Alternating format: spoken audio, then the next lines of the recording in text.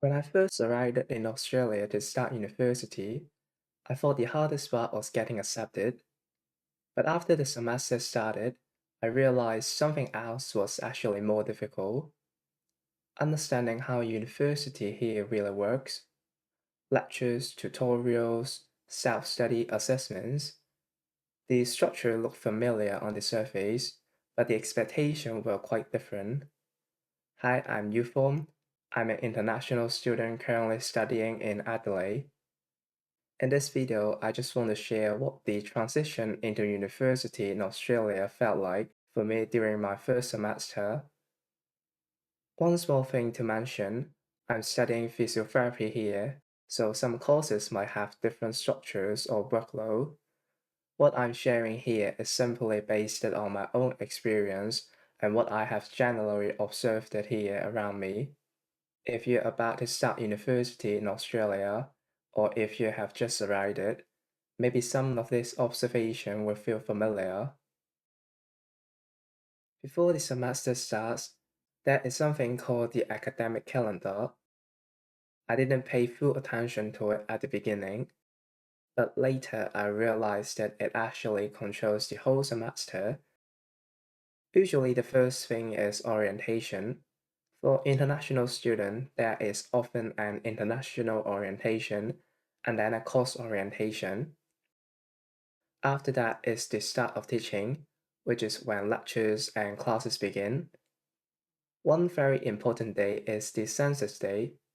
This is the last day you can withdraw from a course without financial or academic penalty. In the middle of the semester, there is a mid-semester break. It sounds like a holiday, but most students actually use this time to catch up on lectures and assignments. After the teaching weeks finish, the semester moves into the exam period, and then results are released. Once I understood its timeline, I realized that the semester actually moves much faster than I expected.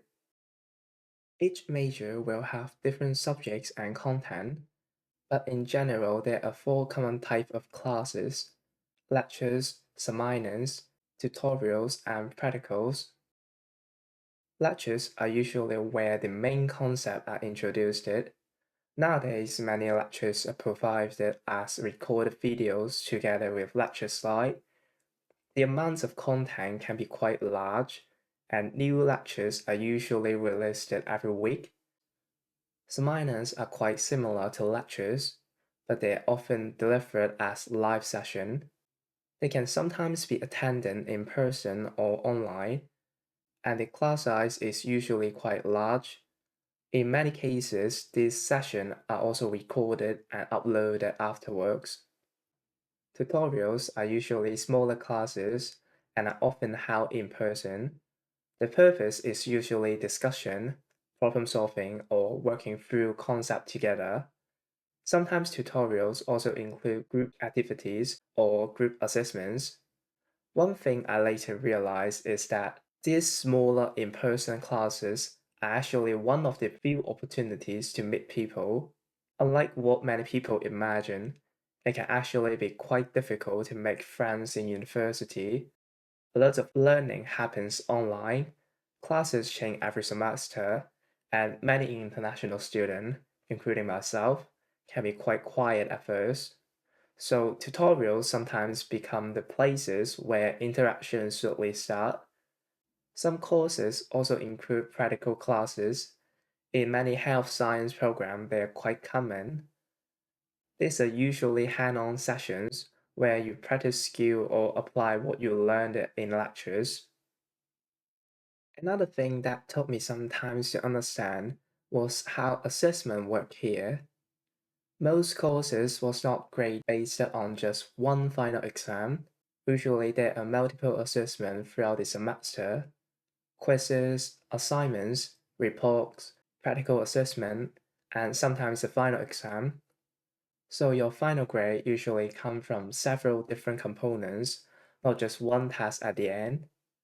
One important thing I didn't know at the beginning is something called a hurdle requirement.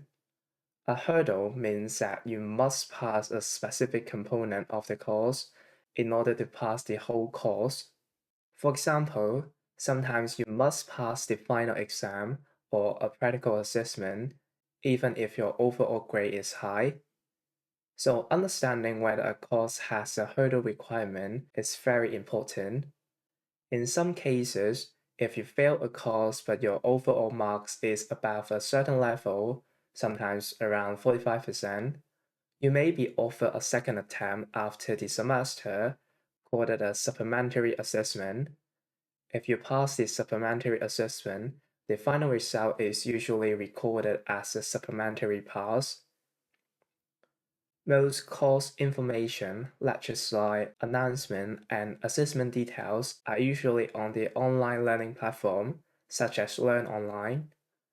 After some time, I realized that this website is actually where most course information is communicated, so checking it regularly becomes part of the study. One thing I learned is that reading the course outline at the beginning of the semester is very important because it explains all the assessment, deadlines, and hurdle requirements. At the beginning, I thought I needed to watch every lectures carefully from start to finish every week.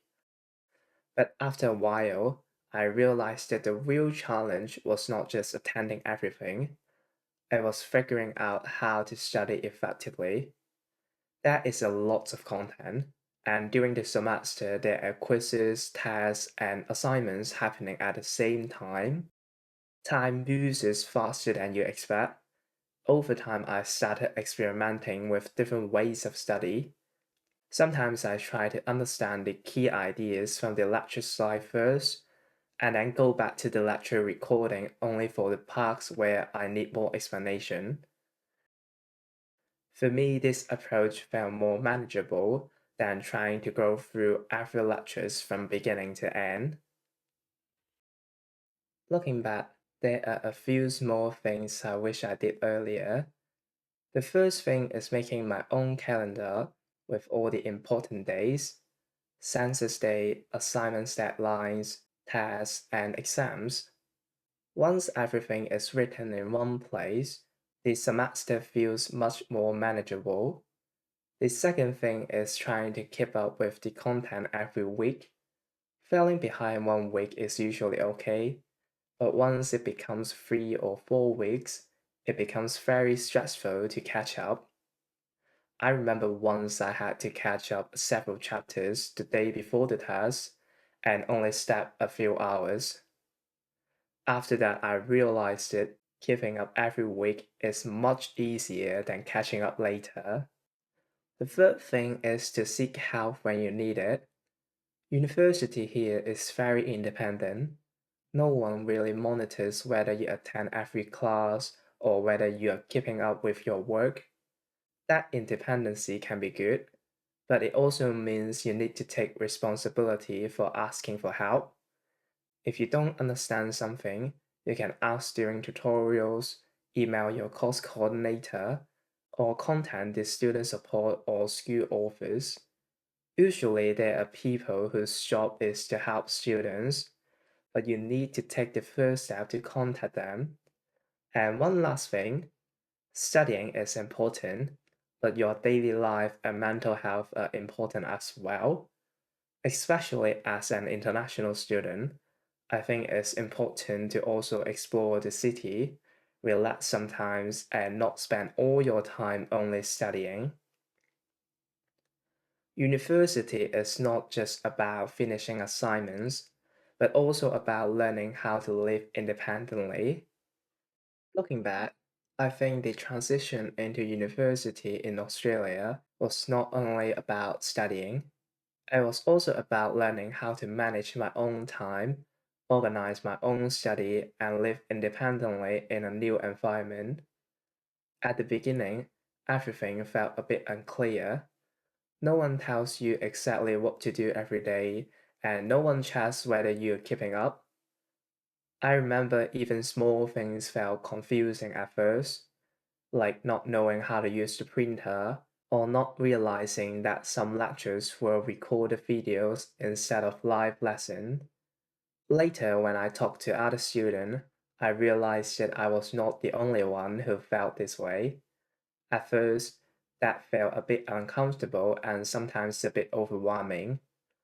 But after some time, when I became more familiar with the university and the system, I realized that this independency is actually part of the university. You slowly learn how to plan your week, how to study effectively, how to deal with deadlines, and how to take responsibility for your own work. Looking back now, the first semester was confusing, but it was also the semester where I learned the most outside the classroom. To be honest, the first semester was probably the hardest one for me, especially when everything was new, unclear, and I had no experience yet. Being nervous about the first test, not knowing what to expect, I think that is actually quite normal. And maybe that's what studying overseas is like. You slowly adjust, slowly understand the system, and slowly become more independent. If you're about to start university in Australia, I hope this video gives you a small ideas of what the transition might feel like. And if you're already in your first semester, maybe you're not the only one still figuring things out. I'm YUFORM, thanks for watching. I'll see you next time.